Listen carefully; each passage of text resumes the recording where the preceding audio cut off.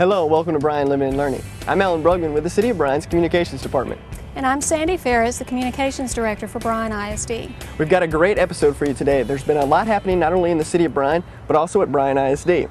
That's right, Alan. We've been very busy this week with the first week of school. A lot of activities taking place. We'll be looking at everything from teachers being prepared beforehand all the way to the first day of school and then through the end of the week. The City of Bryan has had a lot going on as well. We'll talk to you about a new crime prevention initiative that the police department is involved in called Viper. And recently we had several City of Bryan employees who volunteered at United Way Day of Caring. Our first story today is about the Convocation. It's an annual gathering of employees for Bryan ISD. We had a chance to listen to a motivational speaker and get ready for the school year. Recently, BISD employees gathered at Central Baptist Church to hear words of wisdom and encouragement before kicking off the new school year. You know, 35 years ago, I was a young teacher in my early 20s. I went to one of these things. There was this real old guy. He came up there, and they said he was the superintendent of schools. And I thought, well, you know, I told the new teachers at that, I said, I guess I'm that real old guy now, but I'm going to tell you, some of you folks sure look young. You look like babies to me now. The audience was a sea of color as each campus proudly displayed their school colors with T-shirts and banners. The district's newest schools, Rudder High School and Davila Middle School, brought props and signs to announce their presence. The district's nearly 2,000 employees heard noted educator Dr. Ruby Payne share her experiences and research on how to effectively reach students, especially those living in poverty. Poverty, like a race, you experience first at a very personal level, and it shapes your thinking for your life. And the only two things that change your thinking are education and relationships with people different than you are. The annual convocation is one of 2 times each year the entire group of employees meet together. They come together again for the awards program at the end of the school semester. Well, it sounds like she got all the teachers and staff really fired up for the upcoming school year. It was a good day, and it got everybody really motivated to start school. A few episodes ago, we told you about how the Bryan Police Department's NET team is taking on some new responsibilities in the form of crime prevention. One of those new initiatives they've started is called the Viper program. Recently, we sat down with the NET team's leader to find out more about that initiative. One of the things we noticed that in the city of Bryan, that property crimes are a large portion of the crimes that we respond to. And a lot of those things are what we'd say preventable. Viper stands for visibility, stands for intelligence, partnerships, with the citizens of Bryan, education and resourcing. Viper is definitely a way to educate the citizens of Bryan. And some of the things that you're going to be seeing from Viper, you'll see reminders out around town, such as things as, you pull up to the gas station and you decide to pump some gas, or you need to go in and pay for your gas. There's going to be a little yellow sticker on there that says, hey, lock your car while you're doing this, because like I said, it doesn't take but a second for somebody to pick up an item off of your front seat and be gone before you even realize what has happened. As we're getting out into the community, talking to these people, if we can give them tips and ways to keep themselves safe. For example, don't leave your purse on the front seat of your car, don't leave your laptop or your iPod in your car. Things that are easily taken, that are easily concealed, and they can be gone within a matter of seconds. So if we can convince people to partner with us and work with us and do the best they can or do their part in preventing these crimes, then we can reduce our crime rate here in the city of Bryan just through that alone. So. That's really interesting, Alan, and I understand there are other programs to be developed. Right, the NET team has a whole list of crime prevention programs that they're already working on, and our plan is to show that to the viewers on upcoming episodes.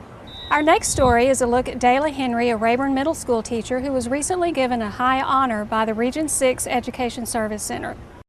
Bryan ISD teacher Dayla Henry was recently named the Region 6 Secondary Teacher of the Year. She was given the award by Region 6 Education Service Center Board of Directors Chairman Dr. James Stegall. Henry is a special education teacher at Sam Rayburn Middle School and was the Bryan ISD Secondary Teacher of the Year for 2007-2008. When I filled out my papers to be for Sam Rayburn, I thought, oh, this is a nice honor, but who knows. And so once I filled it out, and then I didn't think I would get the Bryan, and then when I got Bryan, it was like, wow. But I thought all I did for the state one was just, fill out the form that I was supposed to. They turned in my paperwork, and I thought, that's the end of that. And here we are. Each Region 6 school submits their District Teachers of the Year for this prestigious honor. we wanted to honor her at her campus, so we've presented a little gift to her and highlighted some of the things from her Teacher of the Year application. Of course, she was the District Teacher of the Year for Bryan ISD and was among those judged by, we have a panel of judges from professional organizations that do very objective judging based on a matrix provided by the Texas Education Agency. Region 6 Education Service Center serves 15 counties, 57 school districts, and various private, charter, and state schools, which include some 150,000 students and over 21,000 educators. Governed by an 8-member board, the ESC works closely with the Texas Education Agency. Henry will now be entered into competition for the Texas Teacher of the Year and will be recognized at an October ceremony in Austin. It's just watching the kids that I teach grow into young adults who become part of our community and are successful in their lives and happy in their lives. So just being a part, knowing you're a part of a person's life and helping them to be a better person. Many people are involved in the recognition of outstanding teachers and excellence in teaching. So we're just very proud of Bryan ISD and the campus, Sam Rayburn and Dayla Henry, for being a winner this year. It really is great to see a Bryan ISD teacher win that award and represent the whole region. It is. Dayla was so deserving, and she's just an example of the many great teachers we have in Bryan ISD. Recently, the United Way of the Brazos Valley kicked off their annual fundraising campaign with a one-day event called Day of Caring, and some City of Bryan employees got into the act by volunteering their time.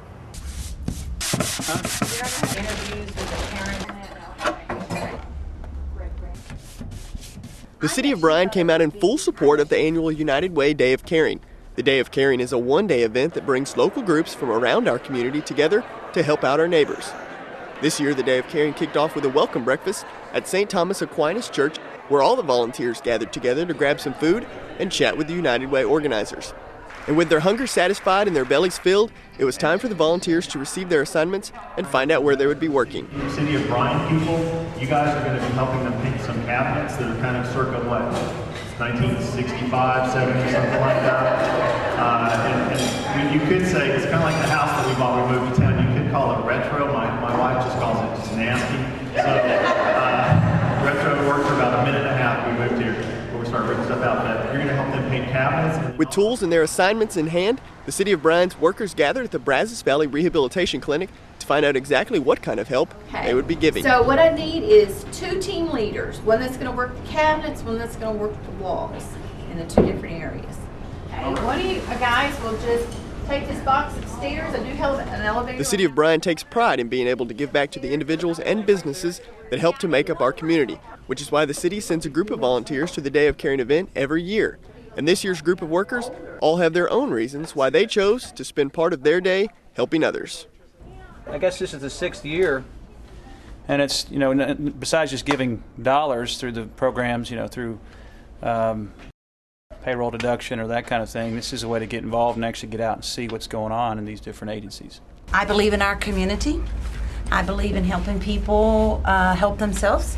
And I think that United Way does that through the 18 agencies that they serve.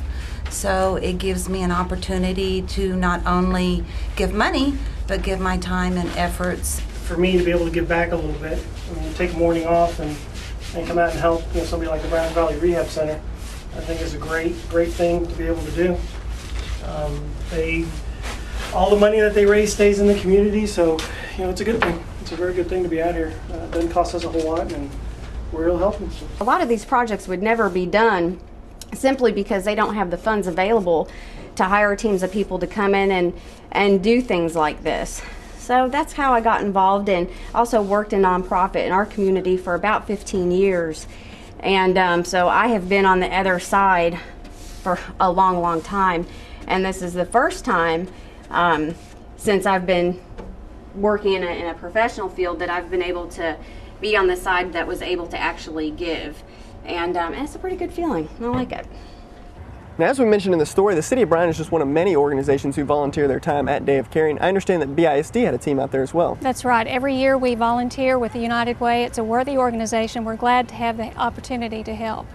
Next, we're going to take a look at the first week of school, everything from the first day when children walk into the building for the first time, all the way to the end of the week when we had a celebration and a pep rally at our newest high school, and a look at the dedication of Merrill Green Stadium, which is where we're standing today.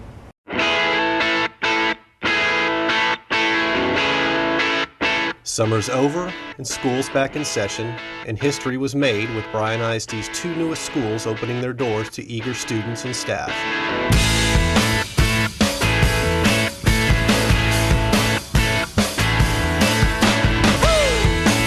Rudder High School saw 516 students that first Monday morning.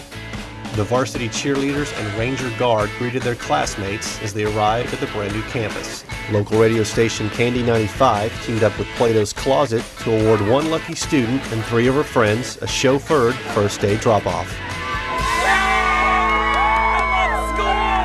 The students were treated to breakfast and hosted by Candy 95 radio personality Niblet.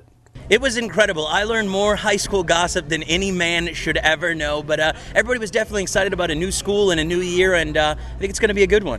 Actually, I didn't even know I won, but we were at Plato's Closet and we're selling some of my clothes, and my mom happened to put me in a contest, and I had won, and I got a phone call saying I got a limo, and my old basketball coach from Rayburn, she called me, and I found out. We're all on the Ranger varsity volleyball team, so I decided to pick a couple of my friends from the volleyball team. I'm not used to all the interviews and pictures and stuff, but it was pretty cool. Students were excited about all that this state-of-the-art facility provided them. Everything's brand new, you know, you don't have to share all the old stuff. You get everything brand new, and it's just fun. It's a new school, new things, and being on the volleyball team and playing sports. I'm excited to meet new people because I'm from College Station, so I'm coming into a new school to meet new people and stuff. I'm going to enjoy my experience here at Rudder. I played volleyball on the varsity team, so yeah, I think it's going to be cool. It's a new school, so yeah, I'm going to be expecting a lot, especially from teachers, but you know, I'm just kind of excited to be here. Last year I had trouble on learning, but this year I get it down. I get it down this year. It's exciting. A lot of the kids are excited, teachers are excited. It's a good day. We just got to get all the kiddos in class and teach them expectations and all things that are going to go on with our school, because we've never done it here before. So we've got lots to teach. We still don't know how to operate our bell system. We don't have the internet working. Our phone system isn't up and running, and so all those kind of things. People still in the building. We still got construction going on, and so all those kind of things, coupled with the first day of school, has just been kind of But anyway, but it's done. It's going pretty well right now, so we'll see how the rest of the day goes. Opportunity to open up a new school, to get things done right. Hopefully, the first time. We hope we do them right. We've worked really, really hard. A lot of hours have gone into preparing the hallways, the physical environment, and then also preparing our teachers and our students for what they're about to do. So we're hoping for a campus that's organized and I guess where the kids understand what to do, and then we hold them to those expectations, and we're looking forward to making them successful. 640 students poured into Davila Middle School, also opening its doors for the first time this semester. First day's been going great here at Davila Middle School. All of our students have their schedules. They're getting a tour of the campus. Our teachers are working with them, giving them the tours. In our schedule, we were kind of maybe behind 10 minutes, but they're all where they need to be now, getting IDs, getting a tour. But right now, it's all the nervous energy that they have and containing that. So right now, it's just taking that and making sure that they know that they're going to be in a great school this school year. All the nervous energy of a new school year isn't just confined to the students. First-time teacher Kelly Nall had butterflies of her own. Just had to get ready for the day and just kind of chill out first before I even walked into school, because it's just kind of a nerve-wracking thing. But then you walk in and you're like, oh, they're just kids. And so you just realize that they're even more nervous than you are. And so you just get to hide the nervousness a little bit and just get excited, because you get to pour into them and hang out with them all year long and just invest in their lives, which is an exciting thought. Some of them you could just tell were like, I want to go back to elementary school, and Some of them looked like they had just woken up, and then some of them were really excited, and you could just tell were definitely jittery but ready for the day and ready to learn a lot of new things. And it's just really exciting to just add your own flair to the classroom and see just how the kids respond to that, and modify the things that don't work, and and make them better and learn from your mistakes. Every student can walk away having learned something tangible, not only in here, but for life as well, because I think you can always learn something new every day in life. That's a goal of mine, and so that's definitely something I want to impart to them, just some wisdom of learning has nothing to do with tests or scores. It has to do with you need to always be changing and growing, and I think that's my overall goal for the year. If I can get them to love to learn, then that's going to go a lot farther than just one thing that they read in here or one paper that they write. We had a lot of new kids enrolled during the morning time, but once everyone got into class and we started our day, things just clicked away just like we had never really left school. But it was a really exciting first day. The kids were excited to be back, to see their friends and meet all of their new teachers and new friends. Kindergarten's a really rough drop-off time. It's time when their child is now turning into a little person, a little grown-up, and there are a lot of tears shed. They come in, they kind of have the glasses on to cover up the tears, but they really do a great job. They go in. It actually goes pretty well, but they were all of our parents were out by 8 o'clock out of the kindergarten rooms, and there were many tears shed on the way out the door, but they did great. On Labor Day, schools across the district were giving students special incentive to make attending class a priority. At Bowen Elementary, their staff gave some special motivation to classes with high attendance. We set a goal for the children to have 95% attendance so that they'd be at school today since we're having school. We had 95% attendance, and they're excited. It's called Pop Day, so we're having ice pops for lunch. They got an extra ice cream for lunch, and then it's poured on the principals. They're going to douse me with water, ice water, I think. So they're very excited.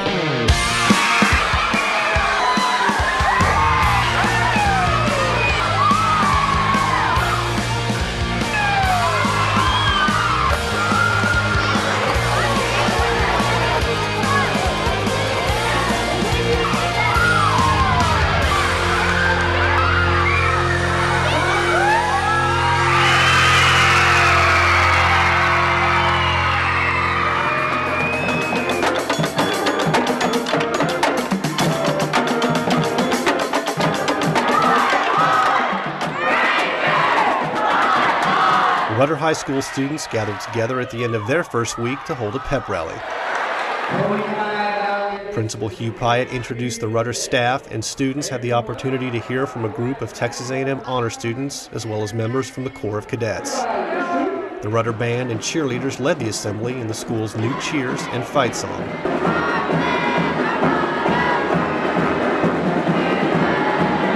Rudder High School's first home football game is September 5th against Cleveland High School. Great job, guys. Great job. We'll get back.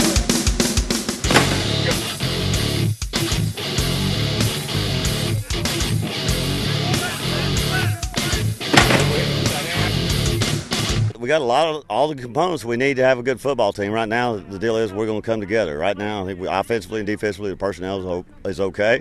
We got certain strengths. I think our skill kids offensively, and defensively, I think we got a lot of guys that played a lot of football, and so I think the kicking game is going to be a strength for us. So, usually those things go game to game. Sometimes the offense is strong, sometimes the defense is strong, sometimes the kicking game is great, and so we'll just have to see.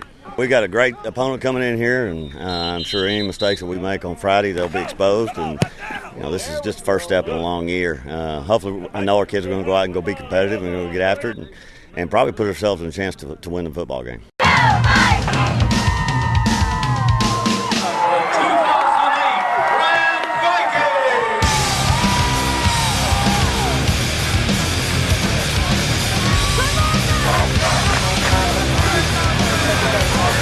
The Vikings ended their first week with their first home game as the Cy Falls Eagles came to town. Midway through the first quarter, the Vikings put the first points on the board as Montreal Washington goes 30 yards for the first touchdown of the season. The Eagles answer when quarterback Colby Gray goes airborne for this 3-yard touchdown run. And just before halftime, it's once again Montreal, Washington going in from 10 yards. Touchdown Vikings! The Vikings went on to win their season opener 28-20. Montreal, Washington! And during halftime, former Bryan High head coach and athletic director Merrill Green was honored as the former Viking Stadium was officially renamed Merrill Green Stadium. Green and his family were introduced at halftime, and a video tribute was played on the stadium's new scoreboard. Superintendent Mike Cargill, along with school board president Carl Hassan, awarded Coach Green with a plaque commemorating the event. Well, it definitely seems like the first week of school is always the busiest. It was, and we always breathe a sigh of relief when that last bell rings on the last day. We ended up the week with about 14,900 students in Bryan ISD. Now we bring you the story about how the City of Bryan's downtown revitalization ended up helping out a family in a unique situation. My oldest boy that I have with me, he has mental retardation. And then the 3 other ones that I have that are still with me, they're deaf, and they also have some mental retardation. 204 West 22nd Street was the place that Joanne Gonzalez and her large family called home. The small 3-bedroom house was hot in the summer and cold in the winter, and it wasn't functional for her disabled children. It was an older house. The floors needed repair on it. The restroom was about to come down too. You can tell when you get in and out of the tub, it squeaks. We replaced doors in it. There were some windows that had to be replaced also. I mean, it was really needed a remodeling. That's what it needed. And it wasn't just her house that needed some remodeling. As part of the City of Bryan's downtown revitalization plan, phases 3 and 4, several areas of downtown are being remodeled. As part of the revitalization, the city's Community Development and Real Estate Department purchased several blocks downtown. Among them, the house at 204 West 22nd Street. They asked us if we were wanting to sell because they're renovating all of downtown, which I think is good, because we needed, more stuff downtown. And I said, well, I need to talk to my husband to consider it. And we went back and forth, but we came to an agreement and then came to start looking for houses. The city's Community Development and Real Estate team went a step further and recommended a few available houses that fit the Gonzalez family's needs, including this house on St. Louis Street. He gave us some directions where to go to. They did mention this one. So when we came to look at it, I really did like it. I like the neighborhood because this is my own neighborhood. I used to live down the street. I grew up in this neighborhood, and it was really nice to come back. And the new house was perfect for the kids. And they were excited. They were really excited when we came to look at it. I want this room, I want this one, and I want my bed here, We were able to get new furniture also, the furniture that we really didn't need. Now every time Gonzalez steps into her new home, she thinks of the City of Bryan and the help they gave to her and her family. We're grateful for what they did for us, for helping us out. We were in this older home, and now we're able to better ourselves and improve ourselves, and because of them, we're able to do that. We own the home, we don't owe it. City of Bryan gave us enough money to pay it off, which I think was great. Well, we showed you a few of them last week, and we'll keep it rolling this week. It's the City of Bryan's Capital Improvement Plan, and here are a couple more of those projects.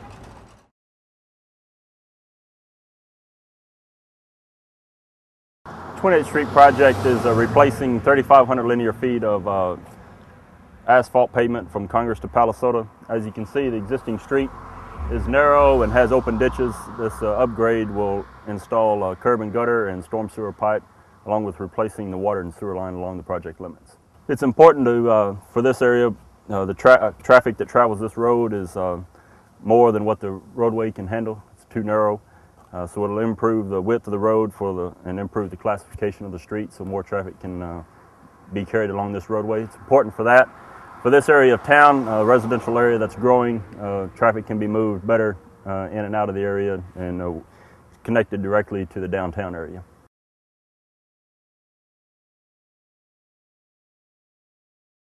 We're really excited about the possibility of improvements along Old Hearn Road, and here, especially here at Wilkes Drive intersection. Our elementary school, Bonham, that we just completed and have opened, sits here at this corner, and it's important for our students to have safe access to our school. So the sidewalks, closing up the open ditches will really improve the environment around our school and make it safer and more comfortable for our students to get to school.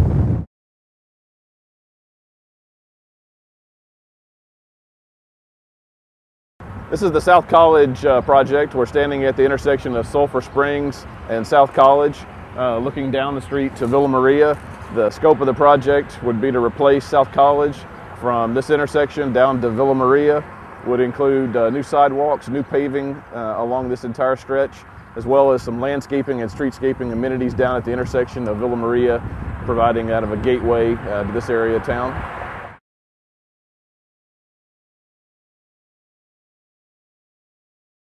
Back in 2004, the fire department put together a fire station relocation plan to look at the city's ISO rating for insurance purposes. Our goal is to strategically place the fire stations throughout the city to ensure a 3 to 5 minute response time.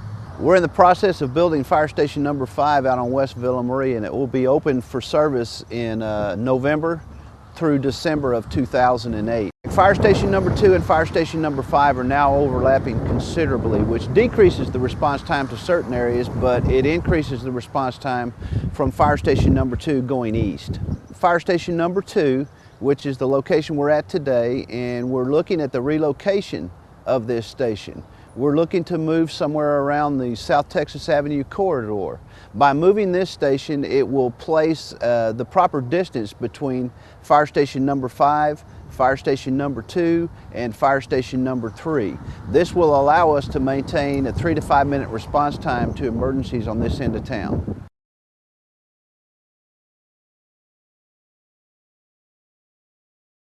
The Bryan Aquatic Center is a facility that's 20 plus years old and is in need of some serious renovations to keep up with the current trends of the aquatics industry. Behind me you will see the concrete around the pool that is stained from years of use, as well as rebar coming through, that we could use a new pool deck around the pool, as well as our baby pool. Wading pools are a thing of the past. Trends are now going towards splash pads or splash areas for kids of all ages to be able to play. Wading pools are no longer being used in the aquatics industry. We could also use at the Bryan Aquatic Center a new bathhouse and office. Our bathhouses are out of date. We really need to go towards a family-friendly bathhouse that has areas that dads can take their daughters in safely and moms can take their sons in safely. More of a family change room environment, as well as keeping men's locker rooms and women's locker rooms available. Our office space currently is okay. However, it would be really nice to have it where it's more functional for the citizens, for them to come in and be able to sign up for projects better, and it would also give us more space for our staff to be able to do their jobs more efficiently and effectively. Our main goal at the Bryan Aquatic Center and with Bryan Parks and Recreation is to provide quality of life services to everyone. By providing these amenities and the new upgrades to the Bryan Aquatic Center, it will allow us to service our folks better and give them something that they can enjoy, something they can be proud of, and it would benefit this community greatly. Well, that's all the time we have for this episode of Bryan Living and Learning. Thank you for joining us, and as always, you can log on to bryanisd.org or bryantx.gov and watch Bryan Living and Learning anytime. For Sandy Farris, I'm Bruggman. Thanks for watching us.